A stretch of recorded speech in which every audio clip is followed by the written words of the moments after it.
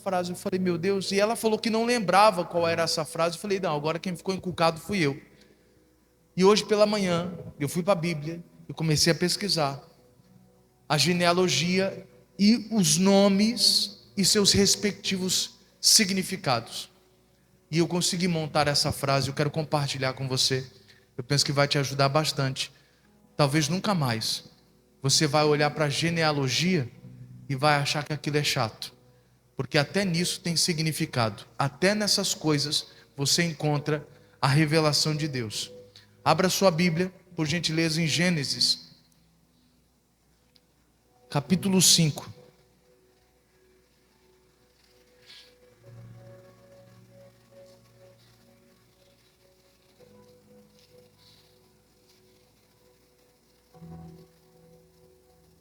Gênesis capítulo 5.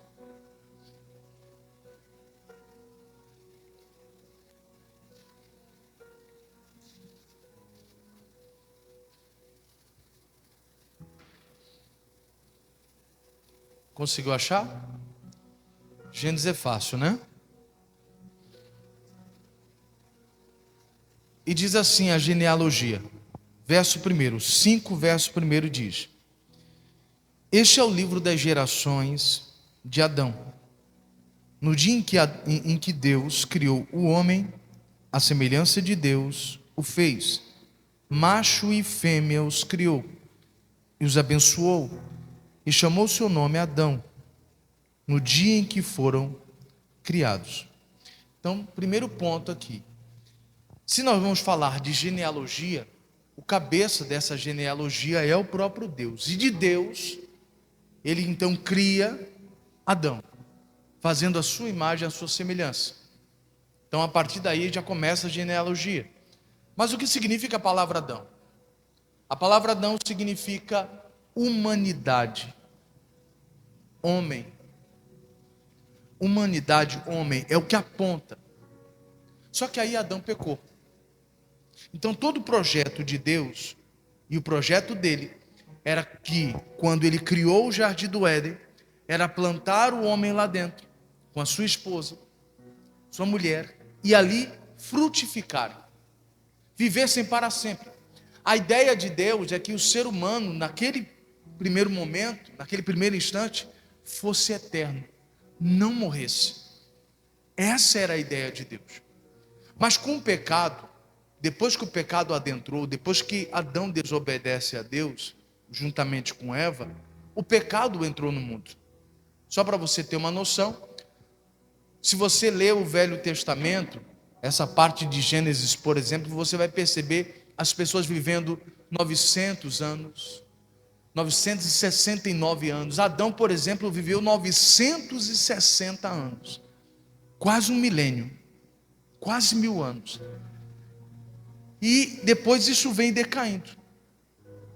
O ser humano vai caindo, e hoje, segundo o livro de Salmos, a estimativa de uma vida é de 70 anos.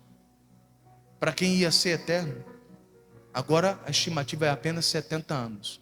Por que isso, pastor? O efeito colateral do pecado trouxe finitude, fim para a existência humana. Colocou um ponto final, você já não vai mais viver para sempre. Essa era a ideia. Você ser eterno como eu sou eterno. Essa era a ideia de Deus. Só que depois que Adão pecou, Deus então cria um plano. E ele deixa registrado esse plano através da genealogia depois de Adão. Então quando a gente pensa que acabou, já era, não tem o que se fazer, o plano foi por água abaixo e vamos deixar por isso mesmo? Não. Você vai ver Deus agora descrevendo e pontuando um novo plano, apontando para Cristo, desde lá de Gênesis.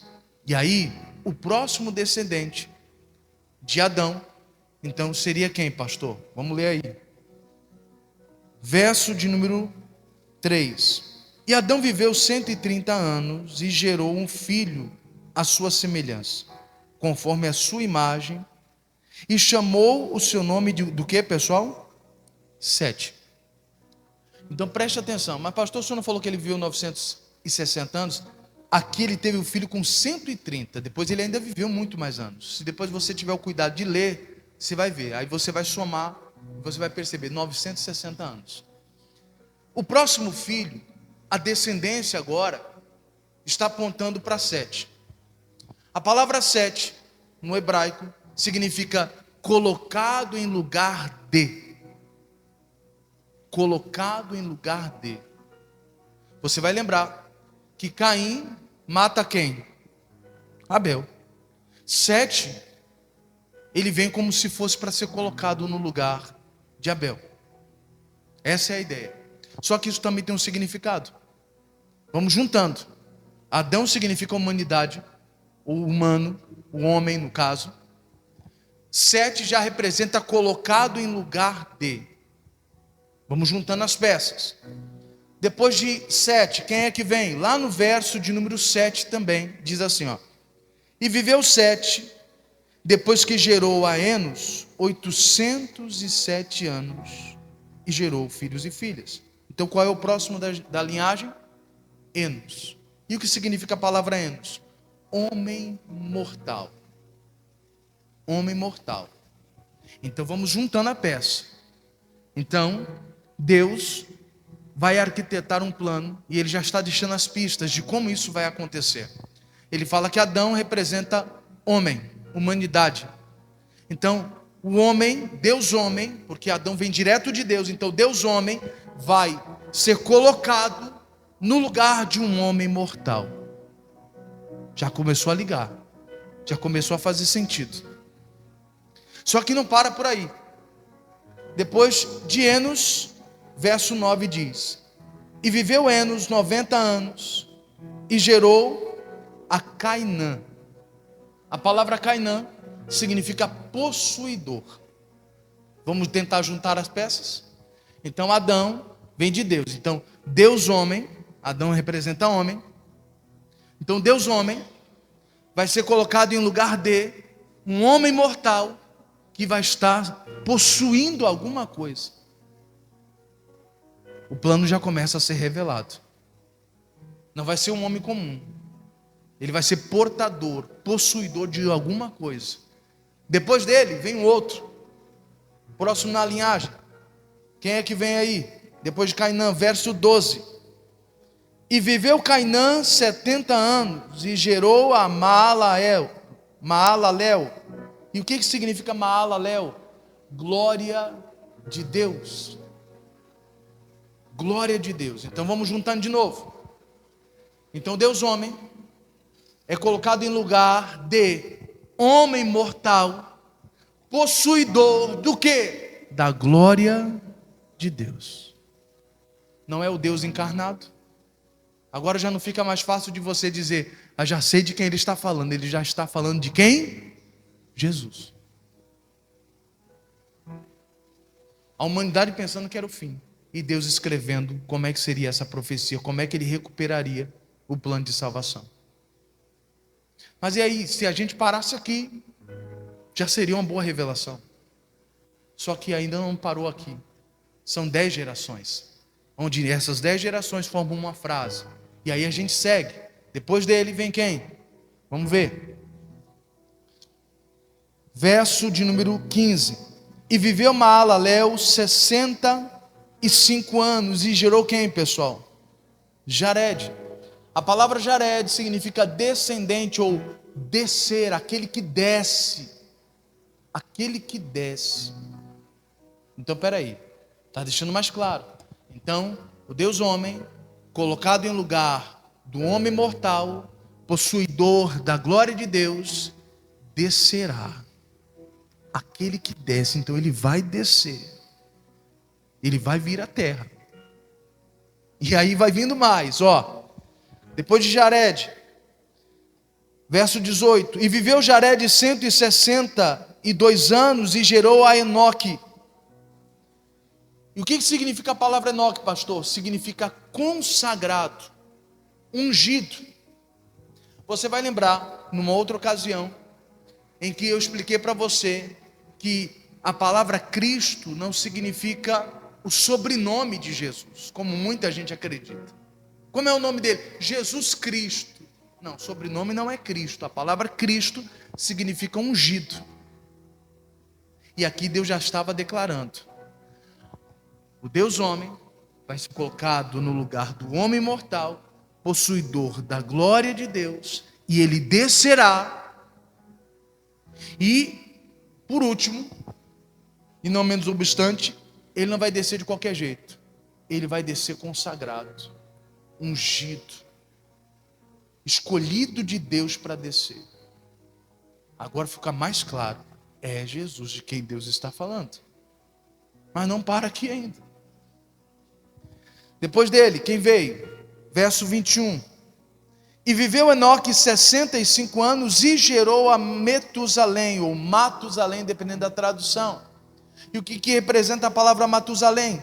Significa: haverá derramamento através do broto, através do rebento. Isso mostra que Jesus, de fato, para alcançar a humanidade, para devolver à humanidade um plano de salvação, era necessário haver derramamento.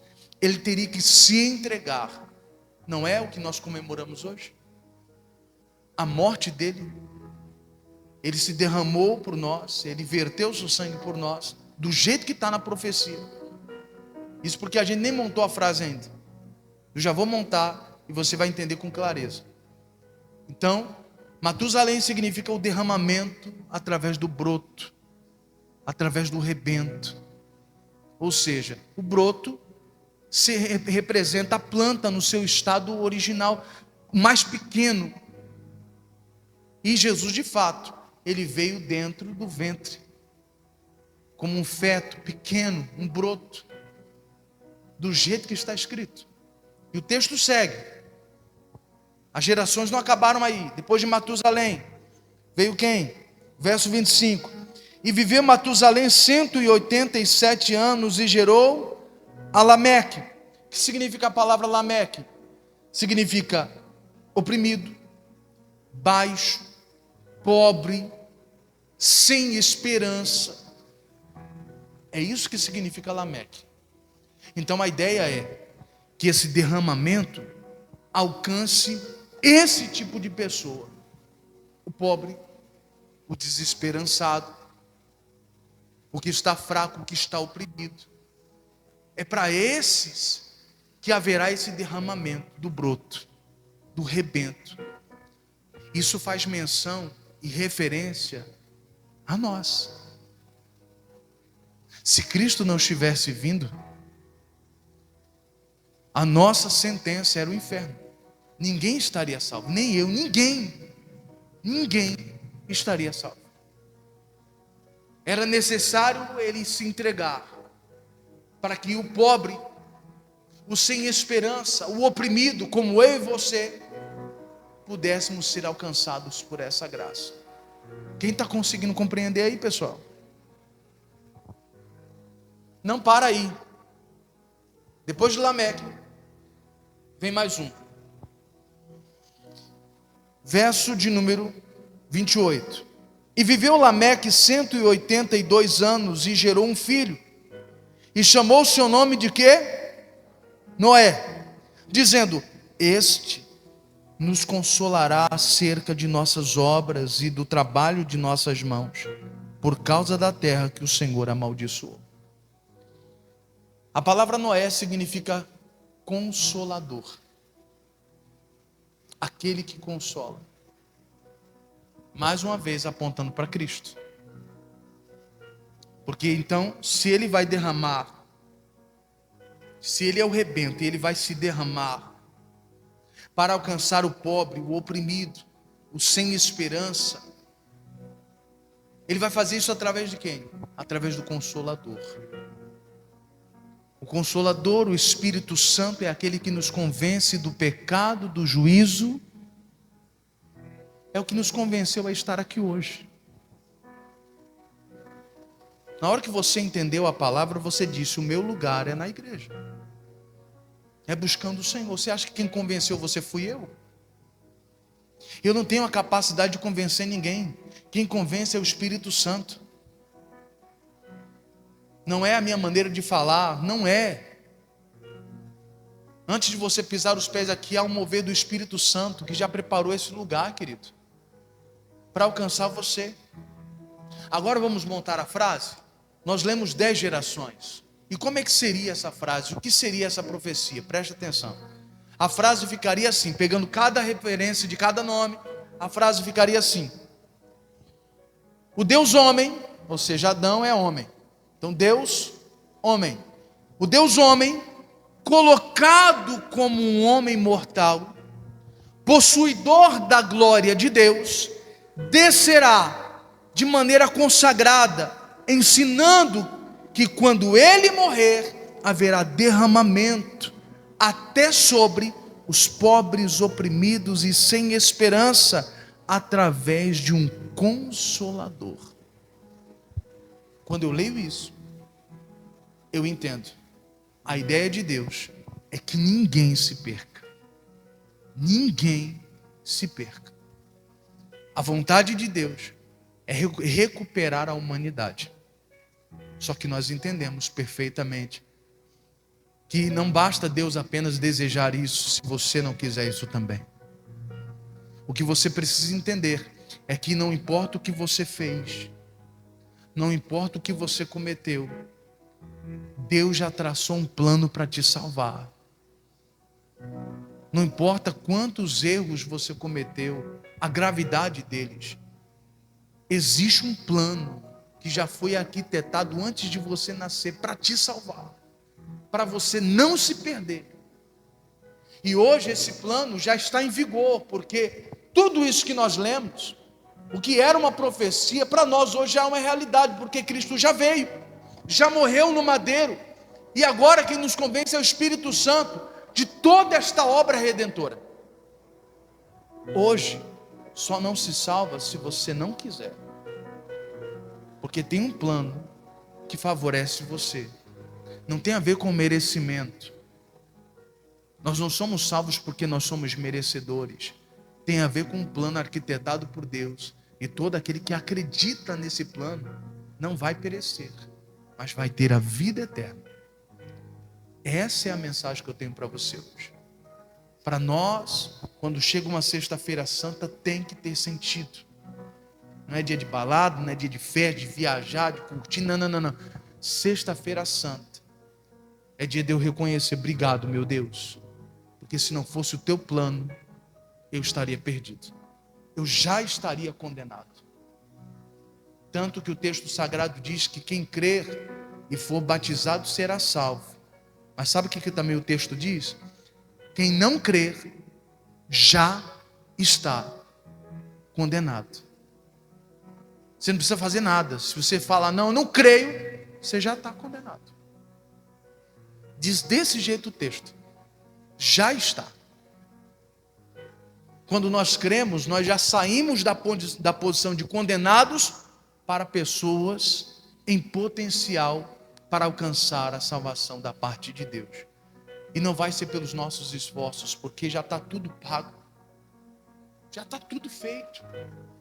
Eu só preciso entender essas verdades e abraçar essas verdades e tomar elas para mim e dizer: Deus, se é assim, vamos viver dessa forma. Se é assim que se vive, então vamos fazer desse jeito. É o que Deus espera de nós agora. Deu para entender essa mensagem, sim ou não? Vou ler de novo essa frase. Presta atenção, vou ler novamente. O Deus homem, colocado como homem mortal, possuidor da glória de Deus, descerá de maneira consagrada, ensinando que quando ele morrer haverá derramamento até sobre os pobres, oprimidos e sem esperança, através de um consolador.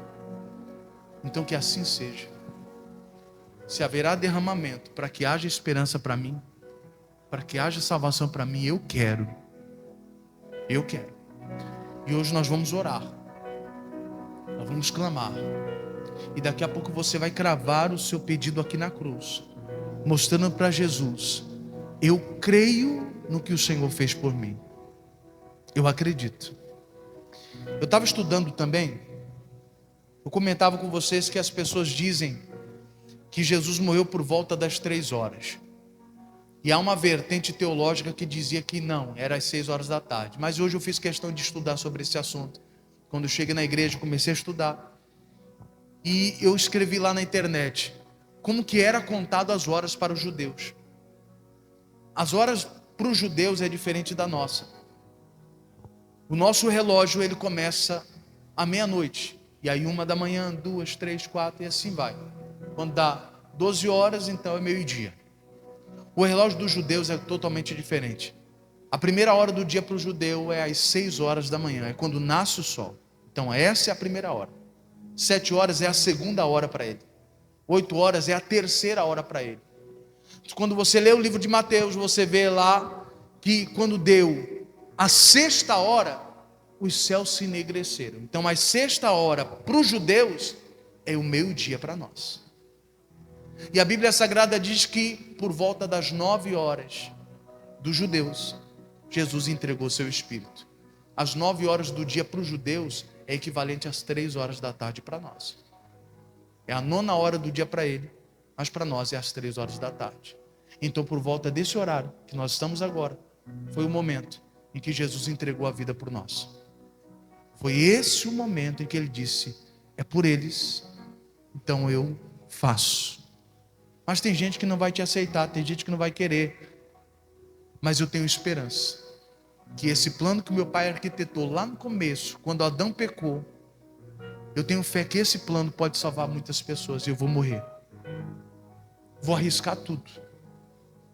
Mesmo sabendo que tem gente que pode dizer, não quero, mas mesmo assim eu vou morrer. E graças a Deus por isso. Porque eu disse sim, você também disse sim, e hoje nós estamos aqui. Amém, queridos? Deu para entender essa mensagem? Então nós vamos orar. Você está com o seu pedido na mão aí? Pastor, não recebi o pedido. Cadê o pedido, pastor? Entrega lá, povo, não sei se já entregaram. Pega aí esse pedido da cruz aí. Isso. Aqui também tem mais um pouquinho.